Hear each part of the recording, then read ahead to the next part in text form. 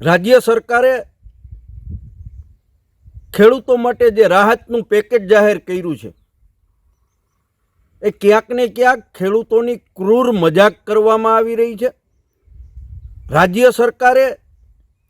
રાજ્ય સરકારના મુખ્યમંત્રી મંત્રીશ્રીઓએ એમના ધારાસભ્યશ્રીઓએ પણ ખેડૂતોને ભયંકર નુકસાની થયાનું સ્વીકાર્યું છે, ત્યારે ગુજરાતના 16,000 જેટલા ગામડાઓના ખેડૂતો વચ્ચે સરકારે 10,000 કરોડ રૂપિયાનું જે પેકેજ જાહેર કર્યું છે એ અપૂરતું છે।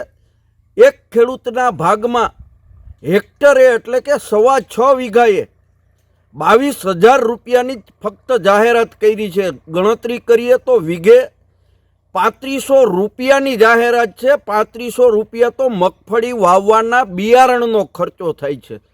ક્યાંક ને ક્યાંક રાજ્ય સરકાર કીડીને હાથી બનાવી અને પ્રજાની સામે પેશ કરી રહી છે કે અમે 10,000 કરોડ રૂપિયાનું ઐતિહાસિક પેકેજ આપ્યું છે। ખરેખર તો 25-30 વર્ષની અંદર સૌથી વધારે કમોસમી વરસાદ, કોઈક જગ્યાએ 10 ઇંચ 15 ઇંચ જેટલો વરસાદ પડ્યો છે, ખેડૂતોને પારાવાર નુકસાની છે, ત્યારે આ પેકેજ ઓછું છે। સરકારે સંપૂર્ણપણે ખેડૂતોના દેવા નાબૂદ કરવા જોઈએ અને જ્યાં સુધી નાબૂદ નહીં કરે ત્યાં સુધી ખેડૂત અને અમે સૌ ખેડૂતો માટે લડતા રહેશું।